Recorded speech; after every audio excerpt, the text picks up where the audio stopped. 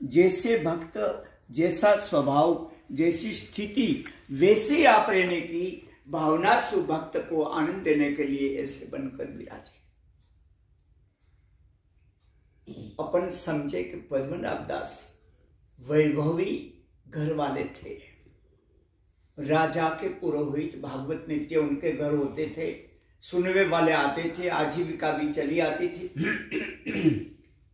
मगर जब महाप्रभु जी ने कहा तब से बंद कर दिया, और घर में जो जो पदार्थ, बड़े बड़े पदार्थ थे, ये सब बिक दिए प्रभु के लिए। फिर मथुराधीश नवल निकुंज फेसबुक पर कर दो, फेसबुक वो तो गोल पिछिका वाले फेसबुक कर लो, निकुंज नायक निकले जाओ। और उनको पिछिका में देखो ने तो सारा ही ब्रज की संपत्ति भर के पड़ा, सारा ब्रज की संपत्ति, यमुना जी, गिरिराज जी, गोपी जन, ग्वाल बाल सब लेके आप पधारे हैं। तो ऐसे तो भी नवल निकुंज सुखदाई का चतुर्भुज 4 आयुध धरे। आप स्वामिनी जी का स्वरूप तो धर के बैठे, मगर प्रगट एक ही नहीं विराजता। बाकी तो 4 आयुध, 4 स्वामिनी जी का भाव सु है। तो ऐसे पद्मनाभ दास ने बहुत ही सुख प्रभु को दिया। नित्य रात्रि को कुंज की रचना करे, जैसी ऋतु वैसी लीला, वैसे श्रृंगार आभरण सामग्री, क्योंकि पाक सामग्री के अधिपति चंपकलता जी है। गोलोक में पाक सामग्री के अधिपति, तभी तो छोला में जो धरते वो हो जाते, हो जाता था, वही भाव आता था, उनका कारण वही है। और चंपकलता जी अपन में 2 है, एक सुरदास जी, एक पद्मनाभ दास। एक श्री जी को संभाले, एक स्वामिनी जी को। पद्मनाभ दास को महाप्रभु जी में दृढ़ भर भाव था, तो स्वामिनी जी स्वरूपा। मगर ऐसे प्रकार से कोई दिन ऐसी रात्रि नहीं हुई जो निकुंज की रचना नहीं भये, और साक्षात अनेक लीला का आदान प्रदान होता था, मगर ये सब वार्ता जी में नहीं। ये सब देने लायक नहीं है। तो ऐसे कोई भगवत भक्त के हृदय से निकले तो प्राप्त हो सके।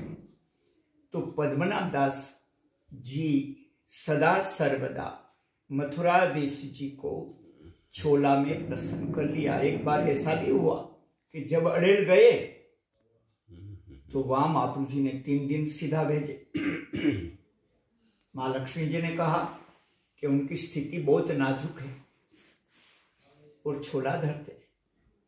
छोला का क्या स्वरूप होगा? बलिष्ठ छोला जो है ये गोलोक धाम के बलिष्ठ रस के समूह है, वो आरोप थे, और उसमें तो सब सामग्री आती थी। तो वैसे ही पद्मनाभ दास ने प्रभु को बहुत ही रिझाए, और रिझा के 5 मिनट बैठ जाओ।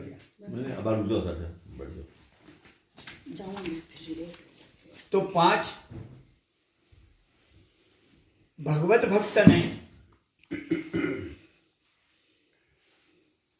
सीधा तो लिया।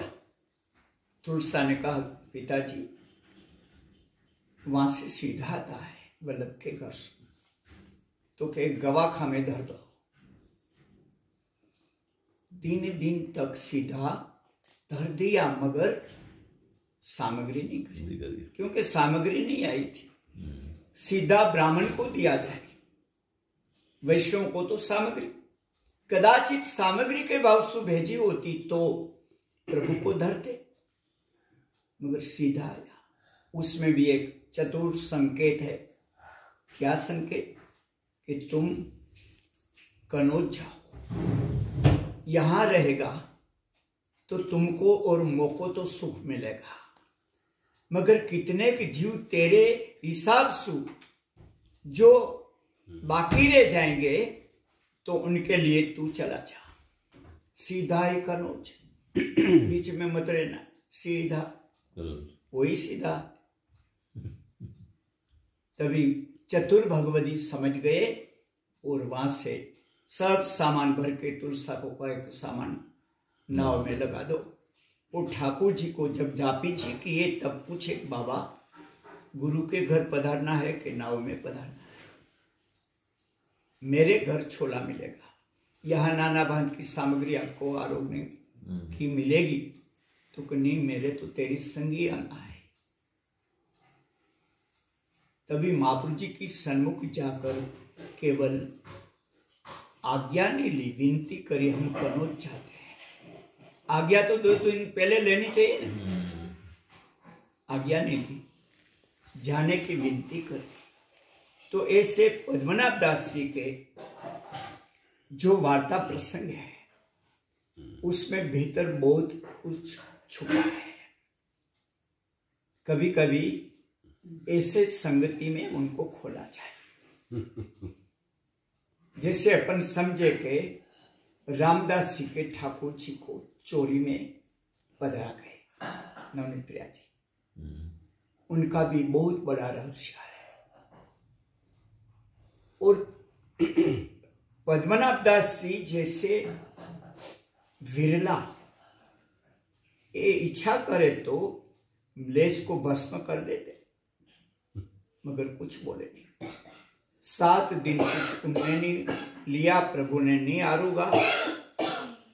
मगर एक बात है कि म्लेच्छ जब स्पर्श करे तो स्वरूप नहीं रहता, ये मूर्ति बन जाती।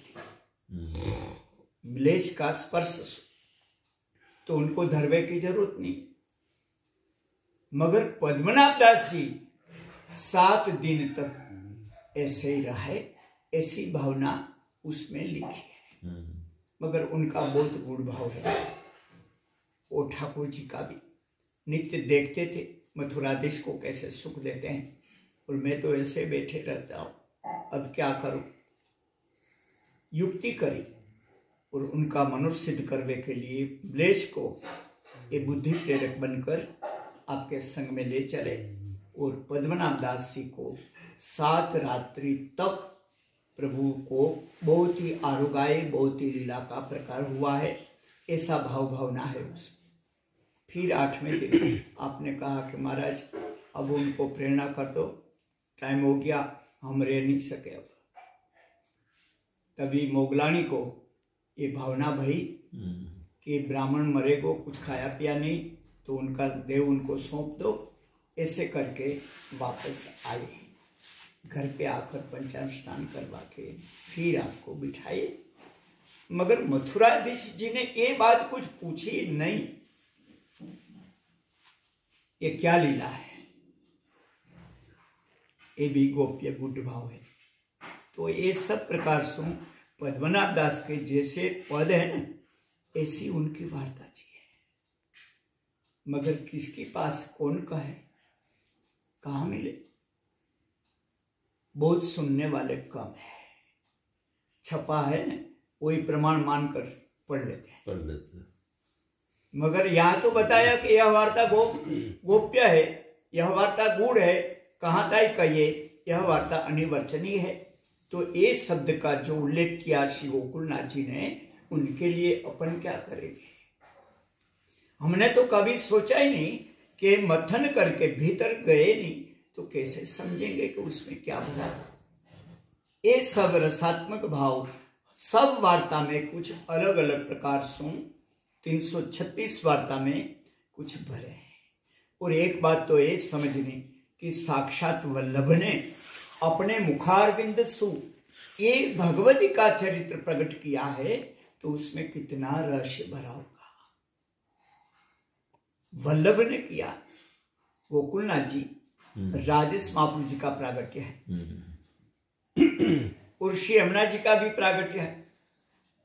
तो ऐसे श्री गोकुलनाथ जी ने जो अपने हृदयगत भाव सुगुणार्थ प्रकट करके अपन को पान कराने के लिए, रास्ता बताने के लिए अपने नित्य प्रति भगवती को चरित्र अपने मुख से लेकर और भगवती को मनुहार करके उनको आज्ञा लेके फिर ये चरित्र लिखे।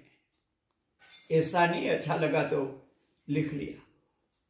पहले तो ऐसा विवेक था कि जो भगवती का चरित्र लिखना है ना, थोड़ा सा उनको विनती करके पूछना चाहिए, प्रश्न करना चाहिए कि आप आज्ञा करो तो मैं थोड़ा सा बताऊं। ये सब भावना पुष्टि भक्ति मार्ग में है, मगर जब तक हम भीतर नहीं गए तब तक हम छिपला मिलेगा, रत्न नहीं मिलेगा। छिपला के लिए तो भीतर उतरना पड़ता है। तो ये सब भाव भावना हमारे पुष्टि भक्ति मार्ग में बहुत ही बताई है। जब तक हमारा चित्त मन बुद्धि उसमें स्थिर होगा नहीं, ये अंतर्मुखी भजन का प्रकार है। अंतर्मुखी भजन की शुरुआत हो जाएगी तब बस आह्लाद कुछ और हो जाएगा। ये आह्लाद के लिए हमारा जीवन है और वल्लभ के शरण आए हैं।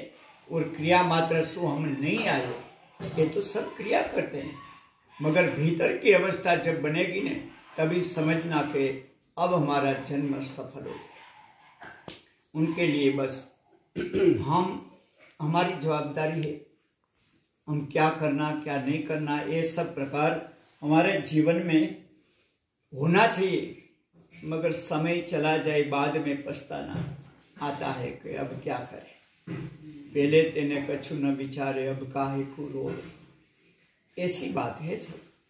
तो भगवत भक्त के चरित्र को बहुत भावसु अपन पान करेंगे, देखेंगे एक एक प्रसंग में कितना गूढ़ रहस्य भरे।